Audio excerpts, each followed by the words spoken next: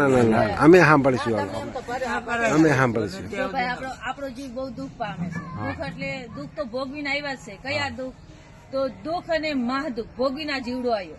દુઃખ એટલે સંસારમાં આવે છે એ દુઃખ છે, ખાલી દુઃખ. અને મહાદુઃખ એટલે જન્મ લેવો અને પાછું મરવું.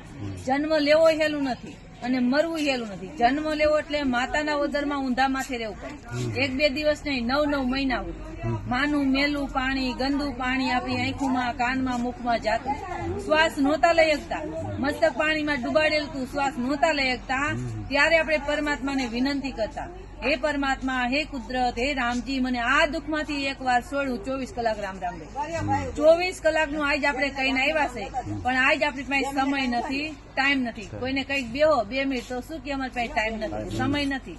પણ મનુષ્ય દેહ શું કામ મળ્યો આપણને? કહા સે આયા કહા જાયેગા, ખોજ કરો અગલે ઘર કી. સદગુરુ મિલે તો શાન બતાવે, ખોલ દેવે અંતર. જયારે આપણને ભવતારી સદગુરુ મળશે ને, ત્યારે સમજણ આવે કે હું કોણ છું. હું એટલે આપણું આ શરીર નથી, હું એટલે આપણો જીવ તો ક્યાંથી આવ્યો?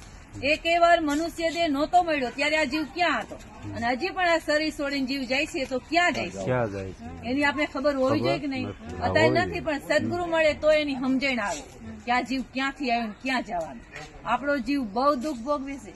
અરે જન્મવાના દુઃખ, મરવાના દુઃખ, ગઢપણના દુઃખ, ગર્ભના દુઃખ, 84 ના દુઃખ, નરકના દુઃખ, જમનો માર, બધાય દુઃખ આપણો જીવ ભોગવે છે, બહુ ભોગવે છે, બહુ દુઃખ પામે છે. અરે આ બધાય દુઃખમાંથી મુક્ત થવું છે તો એનો ઈલાજ એક જ, રામ નામ લઈ. રામ નામ લ્યો અને ભાગ્ય જગાવી લ્યો.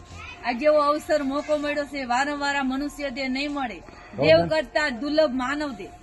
દેવતા મનુષ્ય દેહ ની ચાહના રાખે. બ્રહ્મા, વિષ્ણુ, મહાદેવ, 33 કરોડ દેવતાના રાજા ઇન્દ્ર મનુષ્ય દેહ માંગે. ઓહો પ્રભુ માં નવતન દીજે ભરતખંડ કે માય. કેવલ ભક્તિ કરું સંત સેવા, ઓર કર્યા કચું નહીં. કોણ કે છે? ઇન્દ્ર બોલે છે, હે પરમાત્મા, મને મનુષ્ય દેહ આપો ને તો ભારતમાં આપો. હું કેવલ રામ નામની ભક્તિ કરીશ, રામ નામી સંતોની સેવા કરીશ. કોણ બોલે છે? ઇન્દ્ર. અને જે જગ્યાએ ઇન્દ્ર મનુષ્ય દેહ માંગે છે એ જગ્યાએ મનુષ્ય દેહ આપણે મળી ગયો ભારતમાં જ. ભારતમાં જ મળ્યો કે નહીં? આપણે મનુષ્ય દેહ ભારતમાં મળ્યો. અને આપણે શું કરવા લાગ્યા? મારા દીકરા, મારા મકાન, મારું કુટુંબ, મારું પરિવાર. અરે મારું મારું કહીને મેળવું તારું નથી તલભાર. આપણું તલભાર નથી, રતી ભાર નથી, કારણ કે આપણા જીવની હારે કાંઈ નહીં હાલે એટલે આપણું નથી. પરમાત્માએ આવો મનુષ્ય દેહ દીધો. આંખની જગ્યાએ આંખું બનાવી, કાનની જગ્યાએ કાન, મુખની જગ્યાએ મુખ, હાથની જગ્યાએ હાથ, પગની જગ્યાએ પગ. સુંદર મનુષ્ય દેહ દીધો કે નહીં? જો આંખની જગ્યાએ કાન આપી દીધા હોય અને કાનની જગ્યાએ આંખું આપી હોત તો પરમાત્માનો આપણે શું ખરાબ કરીએ? અરે હારી બુદ્ધિ આપી ત્યારે આપણે અહીંયા આવી અગી છીએ અને બધું કામકાજ કરી અગી છીએ. હારી બુદ્ધિ છે એટલે કે નહીં? બુદ્ધિ નો આપ્યું હોત તો પરમાત્માએ બુદ્ધિ નો આપ્યો તો ક્યાં હોત? ગાંડા હોત. અરે રોડ ઉપર હોત છે અમુક ગાંડા રોડ ઉપર, એને માવતર છે, પરિવાર છે, પણ બુદ્ધિ નથી. એવી હારી બુદ્ધિ લઈને પરમાત્માએ આપણે મોકલા છે. હારી બુદ્ધિ એ માટે આપી છે કે પરમાત્મા રામજીની ભક્તિ કરવા માટે આવો મનુષ્ય દેહ દીધો. સુંદર શોભ્યો મનુષ્ય દેહ દીધો ને.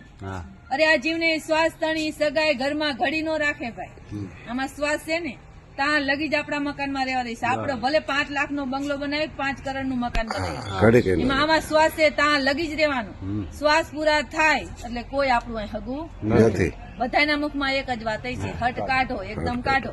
રાખવા તો હોય પણ આપણું શરીર કાંઈ કામનું નથી. મહિના પછી શ્વાસ પૂર્યા પછી આપણું શરીર કાંઈ કામનું આવે. એટલે રામ નામ લઈ લ્યો અને ભાગ્ય જગાવી લો. આજે અમે આટલો સમય કાઢીને તમારા હાથુથી આવ્યા, તમારા જીવની દયાથી અમે આવ્યા છે કે આ એક પણ જીવ અહીંયા